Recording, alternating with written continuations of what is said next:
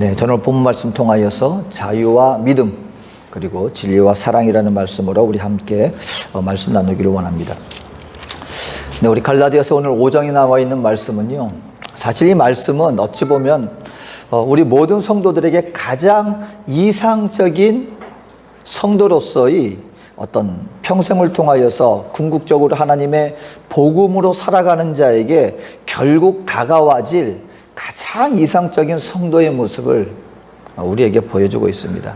먼저 깨닫게 되어져야 하고, 깨닫는 자가 이제 우리에게 하나님이 주시는 은혜로 말미암은 믿음의 삶을 살아나갈 때 결국 궁극적으로 우리의 신앙생활이 어떠한 모습으로 빚어지고 어떠한 방향으로 나가야 될 것인가. 이 말씀은요, 어찌 보면 오늘 이 약간 몇십 분의 어떤 그 말씀으로 딱 우리에게 하나의 공식처럼 주어지지만, 사실 이것은 평생을 통하여서 우리 성도들이 체험하면서 쌓아나가면서 많은 시간 속에서 다듬어지는 그런 시간을 요구하는 굉장히 중요한 말씀 중에 하나입니다.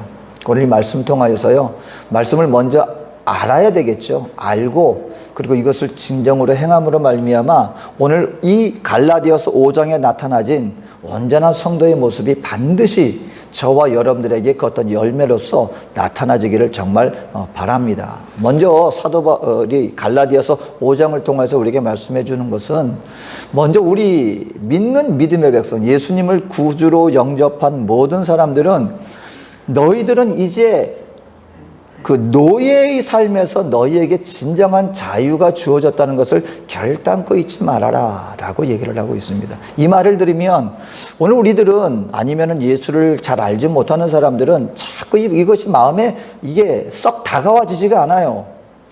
이전에 계급사회였다면 어느 정도 이러한 말들이 받아들여질 수 있습니다. 왜냐하면 그때는 노예라는 것이 실제 존재했으니까요. 태어나고 보니 노예예요.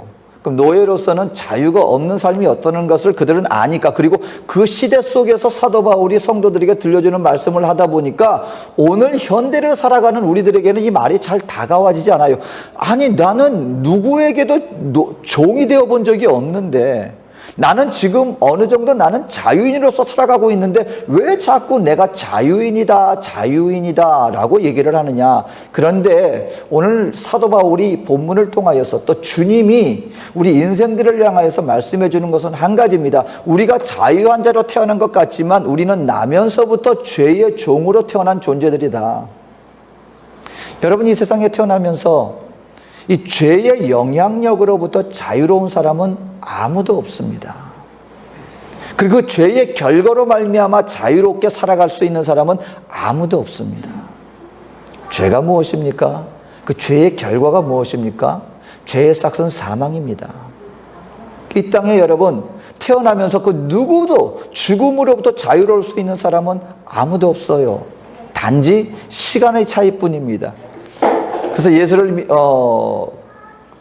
믿는 사람들 중에서도 때로는 우리가 종종 주변에 가까운 사람들이나 아니면은 가족 중에 누가 먼저 세상을 떠나가 보게 되면 굉장히 하나님을 원망합니다. 그리고 안타깝게 생각합니다. 그리고 때로는 이렇게도 말합니다. 하나님이 사랑하신다면 어째서 이와 같은 일들을 우리에게 당하게 만드십니까? 그런데 그분들에게 꼭 드리고 싶은 말씀이 있습니다. 누군가 먼저 세상을 떠났습니까? 잠시의 이별은 분명히 안타까운 건 사실입니다. 여러분, 죽음은요, 우리 인생의 가장 비극적인 일입니다.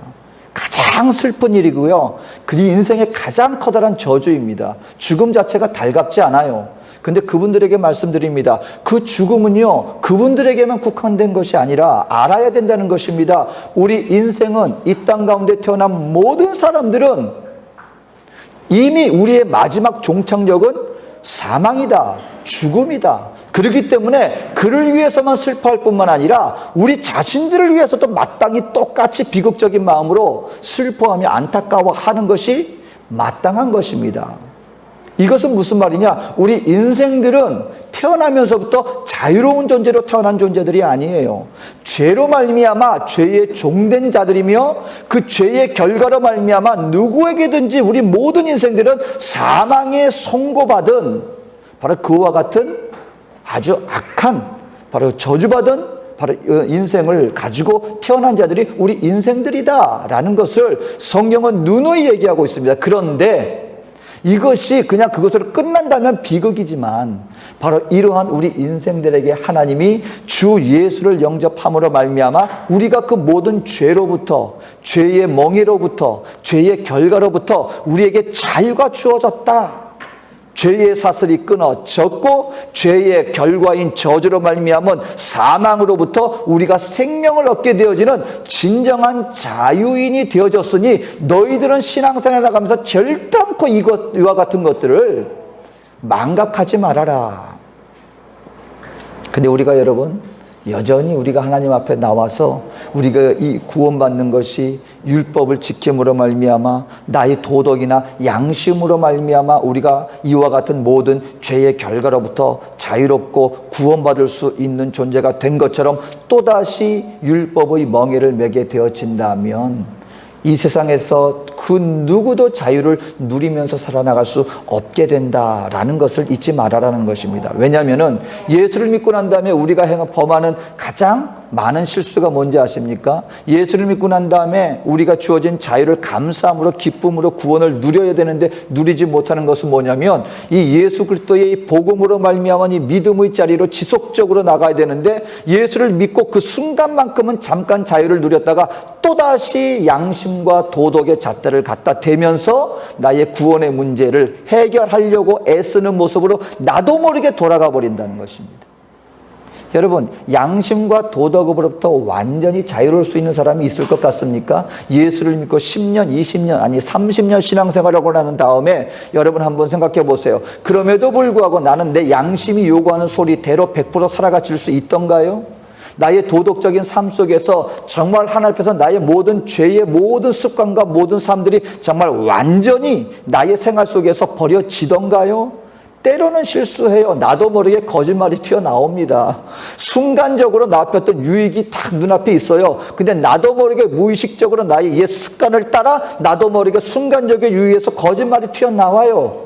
내 양심 속에서 뭔가 두드리고 있는데 나도 모르게 그 양심의 소리를 저버리기도 합니다. 이것은 우리 이 땅 가운데 살아나가는 평생을 통하여서 우리에게 걸림돌이 될 것입니다. 그런데 우리가 만약에 이와 같은 나의 양심과 도덕의 소리로 인하여서 나의 모든 신앙의 잣대로 삼게 되어지기 시작한다면 저와 여러분들은 평생 동안 마음의 무거운 짐을 떨쳐버리지 못하고 살아나갈 수밖에 없다라는 것입니다. 그래서 주님이 말씀하시는 것입니다. 너희들이 할 수 없는 것을 감당하려고 예수님이 오셔서 바로 그와 같은 것들을 위해 십자가 못 박혀 죽으시고 부활하신 그 십자가 은혜가 너희를 자유롭게 한 것이니 너희는 다시는 이전에 굴레로 돌아가려고 하지 말아라. 너희는 이미 자유인이 되었다. 그것을 확신하라는 것입니다. 자유인이 된 근거가 무엇입니까? 나의 행위가 아니라 나를 이런 할 수 없는 나를 위해서 예수님이 십자가에 죽으시고 부활하신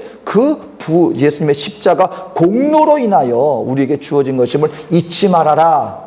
이럴 때 우리는 날마다 자유를 누리며 나갈 수 있는 것이다 라고 말하면서 이와 같은 자유인이 된 우리들에게 두 가지를 요구를 하고 있습니다. 그것은 무엇이냐면 다시는 종의 멍에를 매지 말라라고 얘기를 하고 있습니다. 오늘 1절에 봅니다. 그리스도께서 우리를 자유롭게 하려고 자유를 주셨으니 그러므로 굳건하게 서서 다시는 종의 멍에를 매지 말라. 그리고 2절에 말합니다. 보라 나 바울은 너희에게 말하노니 너희가 만일 할례를 받으면 그리스도께서 너희에게 아무 유익이 없으리라. 우리 사도 바울이요 갈라디아 교인들이 은혜로 말미암아 신앙생활을 잘 해나가고 있는데 그 율법 교사들 그들이 와서 이 갈라디아 교인들에게 다시금 율법의 굴레를 씌우려고 하니까 사도 바울이 얘기를 합니다. 너희들이 은혜로 구원받았으니 은혜로 말미암아 살아가야 할 것인데 너희들이 다시금 그 종의 멍에를 매려고 하느냐?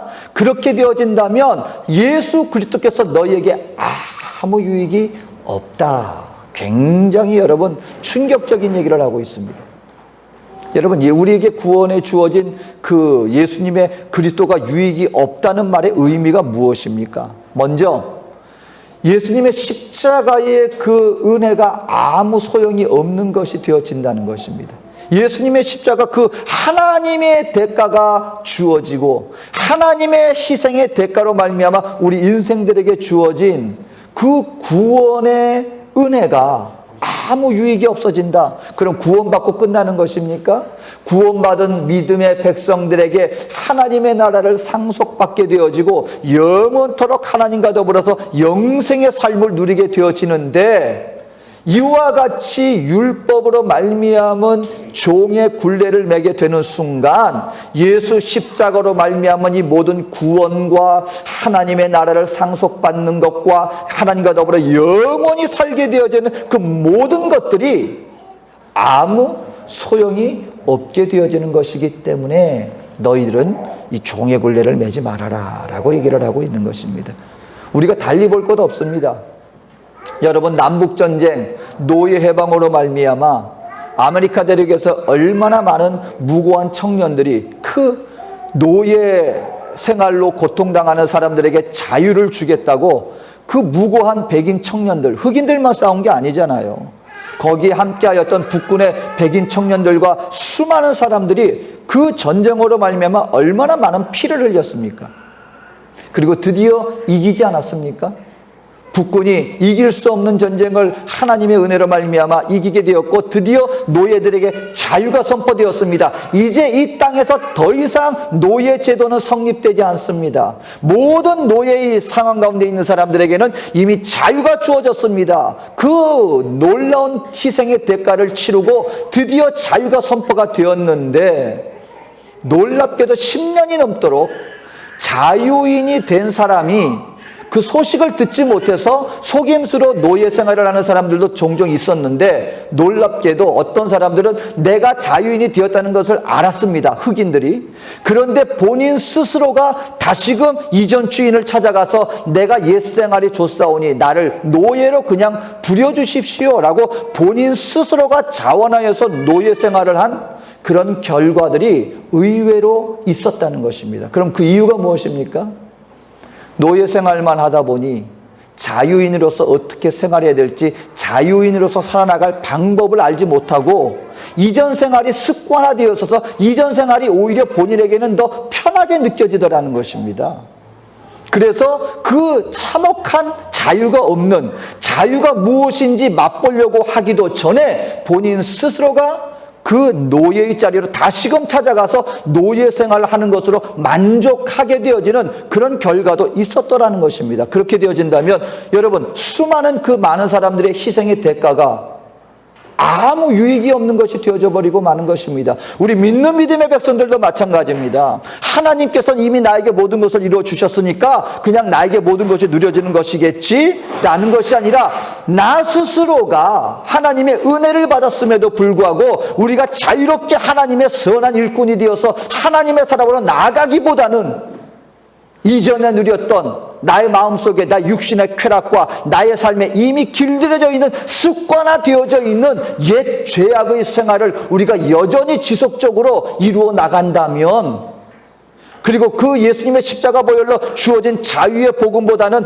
나 자신의 행위에 의지하여서 여전히 나 자신을 믿는 믿음으로 나아가게 되어진다면 예수님의 십자가의 그 모든 은혜가, 모든 사역이, 모든 구속의 그 결과가 우리들과는 아무 유익이 없게 되어지는 것이다 라고 말씀하면서 사도 바울은 얘기를 하는 것입니다. 그렇기 때문에 너희들은 절대로 다시는 종의 굴레를 매지 말아라 라고 당부하고 있는 것입니다.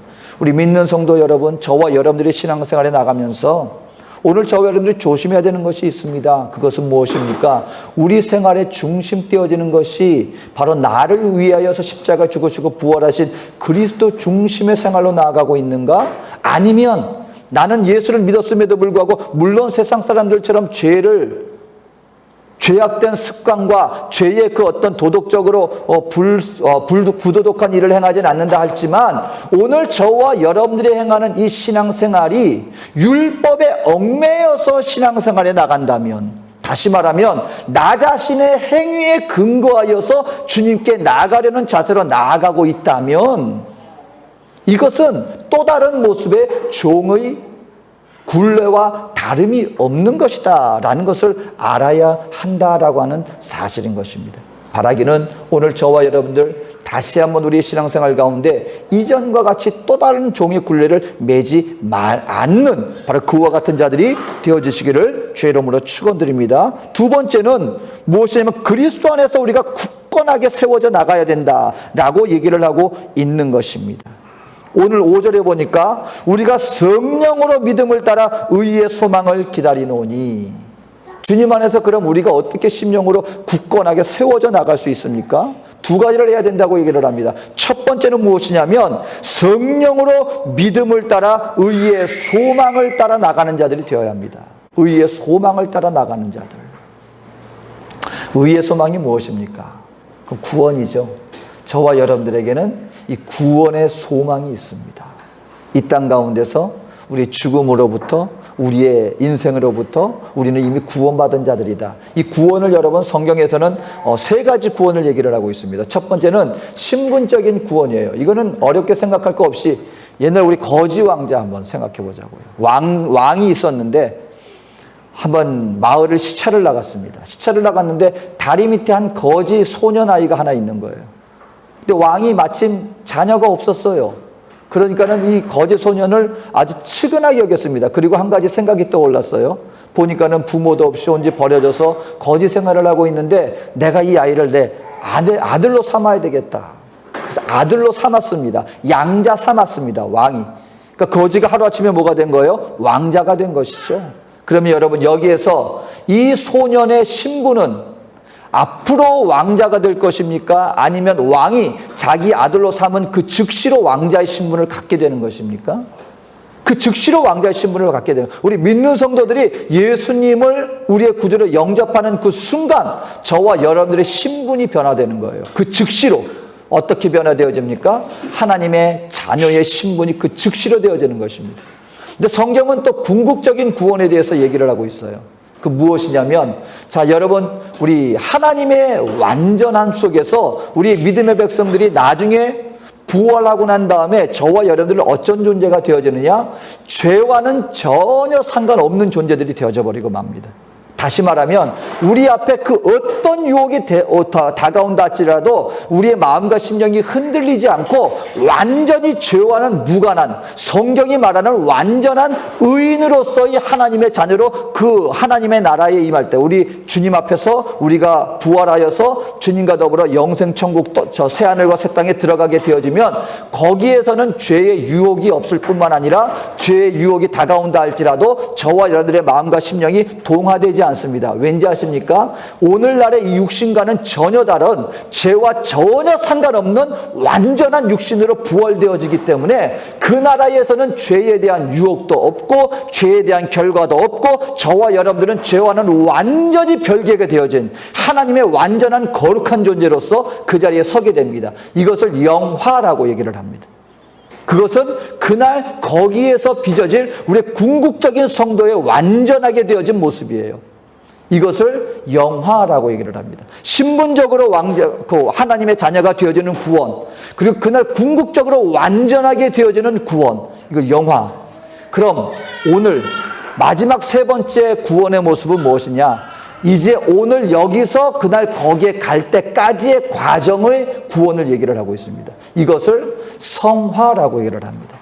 오늘날 저와 여러분들은요, 예수를 영접하는 순간 내 안에 하나님의 새로운 피조물이 창조되어집니다. 이전에 없었던 그런 완전히 새로운 존재로서의 하나님의 존재로 우리가 거듭나지는 것입니다. 그러면 그걸로 끝납니까? 오늘 저와 여러분들이 이 땅 가운데 살아나가면서 성도로서 고민하는 게 뭐예요? 내 안에는 하나님의 새 사람이 임했는데 문제는 나에게 주어진 이 육신은 여전히 어떤 육신이에요? 타락한 죄의 육신이란 말이에요. 오늘 그러니까 저와 여러분들이, 우리 믿는 성도들이 조심해야 되는 것은 우리가 싸워야 될 것들이 굉장히 많습니다. 그것 중에 하나가 뭐냐면 우리의 육신의 것들을 우리 생활 속에서 가까이 하는 것을 멀리 해야 돼요. 왜냐? 우리는 죄의 환경 가운데 우리가 딱 놓였을 때 그 죄에 대해서 우리 육신은요 동한다는 거예요.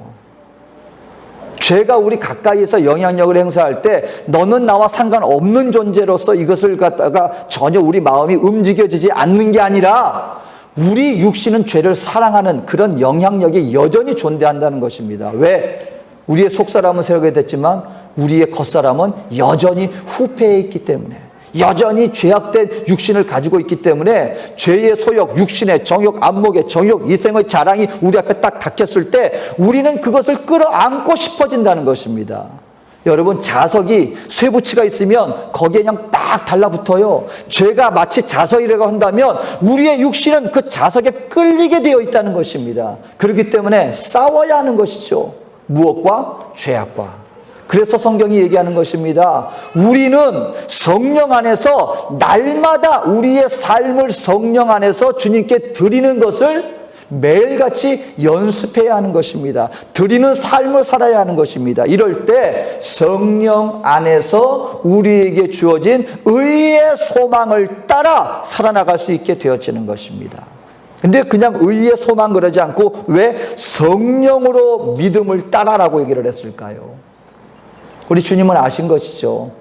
우리 스스로는 그런 죄의 욕심으로부터, 죄의 소욕으로부터 이겨나갈 수 없을 것을 아셨기 때문에 오늘 하나님의 영 성령이 오셔서 우리 연약한 우리를 도와주신다라고 하는 사실인 것입니다. 성령으로 말미암아 우리를 누구께 인도합니까? 우리 예수 그리스도께로 우리를 날마다 인도하여서 우리의 옛 소욕을 따라 살아나가는 것이 아니라 의의 소망을 따라 날마다 나 자신을 십자가 앞에서 주님께 드리는 삶을 살아나갈 수 있는 바로 그런 하나님의 사람으로 우리를 빚어나가신다라고 하는 사실인 것입니다. 그렇기 때문에 우리가 주님 안에서 굳건하게 세움받기 위해서는 무엇을 해야 됩니까? 성령을 따라 믿음으로 말미암아 우리에게 주어진 의의 소망을 따라 살아나가는 그런 믿음의 삶을 우리는 살아나가야 한다라고 말씀해주고 있습니다. 그 두 번째, 우리가 어떻게 하면 우리가 주님 안에서 더욱더 굳건하게 세워져 나갈 수 있습니까? 그것은 사랑을 따라 나가는 자들이 되어야 한다라고 하는 사실인 것입니다. 사랑을 따라서 나가야 한다라는 것입니다. 6절 말씀해 봅니다. 그리스도 예수 안에서는 할례나 무할례나 효력이 없으시되 사랑으로서 역사하는 믿음뿐이니라. 율법이 굉장히 우리들에게는요 매력적으로 다가옵니다. 근데 한 가지 알아야 됩니다, 여러분. 율법은 우리 생활 속에서 가장 기본적인 한계에만 도달하게 할 뿐이에요. 율법의 요구사항은 굉장히 여러분 우리가 어렵고 힘들 것 같지만 우리가 그것도 다 지키지 못하지만 결국 율법의 요구사항은 뭐냐면요, 우리의 속사람이 아니라 우리의 겉으로만 그것만 그냥 내 마음으로는 어떻든 간에 일단 내 보이는 그것만 딱 하면 거기까지가 율법의 한계예요. 율법 자체가 나쁜 건 아닙니다. 하지만 하나님께서 원하시는 그런 정도까지는 율법은 한참 미달이다라고 하는 사실인 것입니다. 율법을 통하여 하나님께 나갈 수 없습니다. 그럼 무엇을 따라? 사랑을 따라. 여러분, 사랑은 율법이 요구하는 것 그 이상의 것을 우리에게 베풀어 주는 것, 그 이상의 자리로 나아가게 하는 것, 그것이 바로 사랑의 힘이다라고 하는 사실인 것입니다. 예를 들어서요, 참 이 하나 앞에서 열심을 내려고 하는 분들 중에 시작은 참 은혜로 사랑으로 시작했다가 그 끝이 율법에 매이게 되면 그 끝이 참 본인의 의도와 전혀 다르게 공동체에 나타나는 모습을 종종 봅니다. 어떤 분이 예수를 연세가 나이가 드신 다음에 어려서부터 예수를 영접한 게 아니라 어느 정도 중년의 나이가 되어서 예수를 영접했는데 그 은혜가 너무 고마워서 이분이 뭔가를 하고 싶었던 거예요. 그래서 내가 주님을 위해서 할 수 있는 게 무엇일까? 그 중에 하나가 뭐냐면 그 교회 의자가 우리 교회 나무 의자로 길게 돼 있는 것도 있지만 이렇게 각자 개인 의자로 돼 있는 교회들이 있는데 그 교회는 의자가 개인이 앉는 의자로 되어 있는 곳이었어요. 그러니까 이분이 어떻게 했냐? 예배가 끝나고 난 다음에 보니까 성도들이 이렇게 딱 예배를 드리고 간 다음에 의자가 이렇게 좀 삐뚤어져 있을 거 아니에요. 어린아이들도 있고 이렇게 예배가 다 끝나고 나면 그럼 나중에 항상 이제 예배 드리기 전에 나중에 청소하는 분들이 와서 청소하고 이렇게 의자를 정돈하고 하는데 이분이 그게 눈에 들어온 거예요. 그래서 주님 은혜 너무 감사하니까 내가 뭔가를 섬겨야 되겠다. 그래서 내가 이제부터는 예배 끝나고 난 다음에 누가 시키지 않아도 내가 의자를 잘 정돈하고 이렇게 주님께 내가 감사하고 내가 그리고 가야지. 얼마나 아름다운 봉사의 모습입니까? 근데 여러분, 이게 시간이 지나면서 이게 은혜로서 해서 하나님을 섬기는 것으로 끝났어야 됐는데 이분이 나중에 이것이 율법적으로 이게 바뀌어져 버리기 시작했어요. 그다음부터 어떤 일이 벌어졌느냐? 이분이 조금 신앙생활을 해 나가다 보니까 이제 교회에서 직분자도 되어지고 이제 어느 정도 신앙생활에도 익숙해졌단 말이에요. 그러다 보니까는 이제 이분이 목소리가 커지기 시작했습니다. 그리고 어떻게 되어졌느냐? 예배 끝나고 난 다음에 예배를 드리면서 이분의 온 생각은 예배 끝나고 난 다음에 자리가 어떻게 돼 있나, 의자 살피는 게 이분 마음속에 자리 잡고 있어요. 예배 끝나면 성도님들이 일어서 나가기가 무섭게 그 앞에 나가서 소리칩니다. 의자 정돈하고 가세요. 예배 드리고 난 다음에 의자 하나 정돈 안 하고 그러고 가버리면 그게 무슨 하나님 앞에서 드리는 성도 모습입니까? 라고 말하면서 예배가 끝나면 성도님들에게 그냥 자기 앉은 자리 의자 정돈하고 가라고. 그러니까 교회에 와서 예배 드리는 성도님들은 예배 드리는 것보다 끝나고 난 다음에 이 집사님이 막 뭐라고 하는 그게 그냥 마음에 불안해가지고 그것 때문에 예배를 잘 못 드리게 되어지는, 예배 드리는데 부담이 되어지는. 여러분, 은혜로 시작했다가 나중에는 하나님을 섬기는 모습이 얼마나 아름다운 모습입니까? 그런데 그것이 나중에 뭘로 끝나니까 자리 정돈해야 된다는 것이 본인 마음에 하나의 율법이 되어지다 보니까 그걸 자기뿐만 아니라 다른 사람들에게 강요하기 시작했고, 이것이 다른 사람들에게 은혜의 자리로 나아가게 하기보다는 오히려 예배 드리는데 마음 사람들에게 주님의 은혜보다는 예배 끝나고 난 다음에 그 마음에 다른 억압으로 다가와서 공동체의 유익이 되는 것이 아니라 하나님 나라의 유익이 되어지는 것이 아니라 율법의 굴레를 오히려 씌우게 되어지는 그런 모습이 되어져 버리고 말더라라고 하는 사실인 것입니다. 여러분, 사랑의 힘으로 나갈 때, 우리 하나님 앞에서 신앙생활에 나갈 때 언제 힘이 나는지 아십니까? 이거 하지 않으면 하나님이 나 혹시 벌 주지 않을까? 이렇게 하면 하나님이 나를 채찍질하지 않을까? 이런 율법적인 마음 자세로 하나하나 해 나가다 보면은요, 하나님 신앙생활에 나가는데 그것이 우리 안에서 자라나지를 않아요.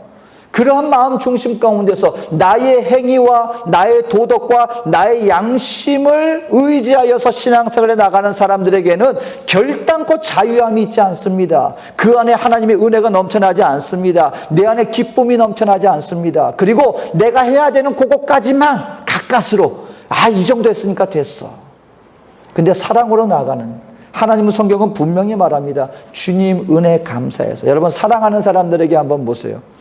우리 젊은 남녀들 한번 보세요. 요즘 그 뉴스에 나왔는데 그 애인들 가운데서 남자들이 여자들에게 가장 받기 싫어하는 선물 중에 하나가 뭐냐? 손편지래요.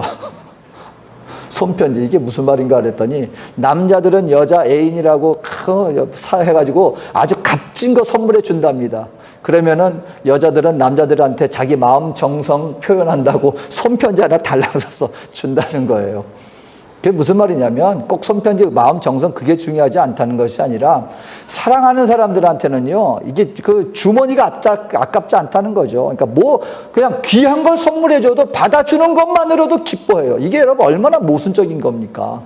내 쪽에서 그 좋은 선물 사줬으면 그쪽에서 너무너무 황송해하면서 고마워해야 되는데, 사랑하는 사람들에서는 이 공식이 합리적인 모든 것들이 계산이 여러분 벗어나집니다. 왜요? 사랑하는 사람한테는 뭘 해도 아깝지가 않아요. 그것이 사랑이 주는 힘이라는 것입니다. 우리 하나님 앞에 나와서 신앙생활에 나갈 때요, 여러분 시간이 좀 걸립니다. 그 대신 내 마음으로 주변 사람들한테도요, 여러분 이렇게 해야 돼! 라고 강요하는 거는 쉬워요.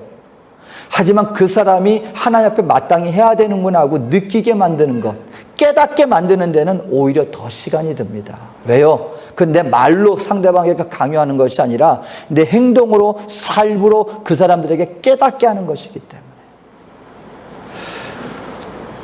저도 이게 그 중남미에서 이렇게 사역하다 보면은요, 우리 지교회 사역자들을 대하는 모습들이 여러 가지 모습이 있습니다.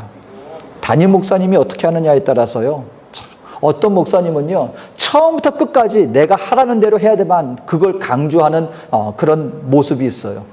근데 때로는요, 하나님 앞에서 그 사람이 배워나가도록 하나님 앞에서 관계 속에서 그 스스로가 깨닫게 나가도록 어느 정도 그에게 맡겨주는 것도 때로는 필요하더라. 저는 엘리야의 사역자 지교의 지금 모습을 보면은요, 이 청년들도 그렇고 그 딸들도 그렇고요, 찬양을 하는데 찬양을 지금은 얼마나 은혜스럽게 잘하는지 몰라요. 근데 처음에 제가 엘리야의 사역자 처음 부임해 와가지고 예배 가서 드리는데 항상 참 마음에 좀 이렇게 예배 드릴 때 아니면 뭐 할 때 마음에 좀 안 들었었던 거 한마디로 뭐냐면은요, 찬양을 너무 완전히 음정 따로 박자 따로 막 그랬습니다. 근데 여러분 그거 뭐 말한다고 해서 그게 뭐 왜 이렇게 하냐고 막 욱박 지르고 그러면은요 더 못 나가요. 본인들이 할 수 있는 최선을 하는 대로 받아주고 내버려주고 그리고 이렇게 해줬더니요, 지금은 본인들이 하나님 앞에서 그 젊은 찬양팀들도 구성해가지고요 찬양을 하는데, 찬양 이제 잘해요. 그 뭐냐, 하나님 앞에서 물론 그 방향이라든가 그런 것은 있겠지만 나 자신을 비롯하여서 우리 이웃들에게도요, 여러분 하나님 앞에서 말로써 억압하는 것, 율법적으로 요구하는 것, 이건 당장은 매력이 있을지 모릅니다. 하지만 하나님 앞에서요, 우리 마음으로 자원하여서 주님을 섬기는 자리에 나갈 것은 하나님과의 관계 속에서 주님의 은혜 가운데서 그 사람에게, 아니 나 자신에게 성령님 인도하여 주시옵소서, 오히려 기도하고 감싸주고 포용하고 함께 나가는 그런 분위기 속에서 주님이 역사되어져서 그 은혜 감사해서 나가는 부분으로 나가게 되어지면은요, 그것은 그 한계를 뛰어넘습니다. 하지 말라고 해도 하게 되어집니다. 제가 지금 생각해 보면은 정말 성령님이 계시다는 것을 정말 제가 체험한 게 뭐냐면, 주일학교, 어린이 주일학교, 여름 성경학교 때 그 야외 나가서 집회를 하고 난 다음에 어린아이들이, 제가 정말 지금은 그때 당시로서는 그냥 뭐 큰일이 아닌지 싶었는데 지금 생각해 보니까요, 어린아이들이 예배가 끝나고 난 다음에 이제 마지막 날 성령 부흥회를 하고요, 그리고 이제 방에 들어가서 자고 내일 아침이면 이제 집으로 돌아가는 길이에요. 그런데 어린아이들이 잠을 자질 않는 거예요. 밖에 나와요. 그래서 마지막으로 놀려고 나오나 그랬더니 어린아이들, 애들이에요. 그때 한마디로 그때 지방에 있는 한 유지의 별장을 빌려서 이렇게 했었어요. 조그만 오두막 같은 게 있고 숙소 같은 게 있고 테니스장도 있었습니다. 테니스 시멘트 바닥인데 어린아이들이 나와가지고 기도하고 싶어요. 그러더니 그 아이들, 한 수십 명의 어린아이들이 그냥 이불 같은 거 갖고 깔아 나와서 그 저녁에 야외에서 밖에서 막 기도하는 모습을 보았습니다. 제가 생각해 봤어요. 애들한테 만약에 이거 해야만 하는 거야, 너희들 나가서 오늘 마지막 날이니까 너희들 자지 말고 나와서 기도해, 그러면은 그 아이들 평생의 기도에 대한 부정적인 인식이 있었을 거예요, 아마. 왜? 강압적으로 하는 일이니까. 그런데 그렇지 않고 성령님이 그들에게 감동해 주시니까요, 누가 시키지도 않고, 우리 선생님들은 솔직히 피곤해가지고 애들이 가서 잤으면 좋았어. 이제 자면 우리가 좀 쉬겠구나 싶었는데 애들이 또 안 자고 나와서 기도한다고 하니까 오히려 선생님들은 피곤했어요. 그런데 그 가운데 기도하니까요, 그 안에 얼마나 하나님의 은혜가 그 가운데서 넘쳤는지. 이것을 보면서 율법으로 하는 것과 사랑으로 말미암아 성령의 은혜와 또 예수님의 십자가에 내가 감동하여서 감사하여서 주님 앞에 드려지는 그런 신앙생활과는요, 하늘과 땅의 차이가 나타나지게 되는 것이다. 오늘 사도 바울은 이 모습을 통해서 우리에게 말씀해 주고 있는 것입니다. 성도들아, 너희들 절대 잊지 말아라. 너희가 자유롭게 된 것은 예수님의 십자가 보혈로 말미암아 그 구속의 은혜로 말미암아 너희가 자유케 되고, 너희는 더 이상 죽음과 죄의 종의 노예가 아니야. 그리고 너희가 너희 자신과 너희 도덕과 너희 양심을 따라 나가려고 한다면 너희는 다시금 종의 굴레를 쓰는 것과 마찬가지니, 너희는 다시는 종의 굴레를 쓰지 말고 성령으로 말미암아 너에게 주어진 의의 소망을 따라 오직 한 가지 법으로만 행하도록 하여라. 그것은 곧 사랑의 법이다. 바라기는요, 오늘 저희들의 평생 속에, 신앙생활 속에 이 모습이 이루어지게 되시기를 주의 이름으로 축원합니다. 드리는 예배가요, 율법적으로 나와야 되니까 주일이니까 그게 아니라, 우리는 사실 여러분 주일 이거는요 하루가 아니에요. 우리 주 앞에 드려, 예수님의 부활 이후에 이 주일은요, 이 구약 율법의 그 안식일 개념이 아닙니다. 이거 여러분 분명히 아셔야 돼요. 그래서 우리 안식교 사람들은 구약의 안식일은 토요일이니까 오늘날도 토요일날 예배 드려야 됩니다. 오늘 이 기독교의 주일을 그 안식일 개념으로 이해하고 있는데 아니에요.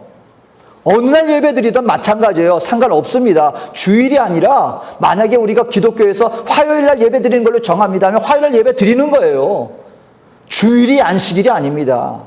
우리는 매일 예배 드리는 자들이에요. 그리고 그 대신 이 믿음의 성도들이 한 자리에 모여서 함께 말씀 나누고 기도하는 것을 우리가 함께 하기 위한 특정한 시간을 마련한 것뿐이지 안식일 토요일 하루만 드리는 것이 아니라 저와 여러분들은 우리 평생 동안 매 순간마다 무엇을 통하든지 예배를 드리는 자들로서 살아나가는 것이지 이것이 율법적인 개념이 아닌 것입니다. 그렇기 때문에 주 앞에 드려지는 우리의 모든 신앙생활의 행위가 율법의 요구로 말미암아 주어지는 억지로 되어지는 일이 아니라 주님 은혜 감사하여서 드려지는 이 믿음의 삶으로서 믿음의 신앙생활로 우리의 모든 행위가 이루어질 수 있도록 그러한 자세로 나가는 저와 여러분들 되어지시기를 주님의 이름으로 축원드립니다. 자, 이 시간에 우리 말씀 기억하면서 우리 잠시 제가 기도하겠습니다. 사랑에 좋으신 하나님, 궁극적으로 우리 믿는 성도들이 빚어져야 할 성도의 모습입니다. 우리 믿음의 의의 소망을 따라 우리 행하는 모든 일들이 주님 은혜 감사하여서 사랑으로 말미암아 이루어지는 아버지 그와 같은 믿음의 신앙생활의 모습이 우리의 삶의 평생을 통하여 이루어지게 하여 주시옵소서. 오직 우리가 예수께 날마다 나아가게 되어질 때 바로 이와 같은 믿음과 사랑의 성도 생활이 이루어지게 될 줄로 믿사오니 우리를 붙잡아 주시고 온전한 성도의 모습을 이루어지기까지 우리를 인도하여 주시옵소서. 감사드리며 예수님 이름으로 기도합니다. 아멘.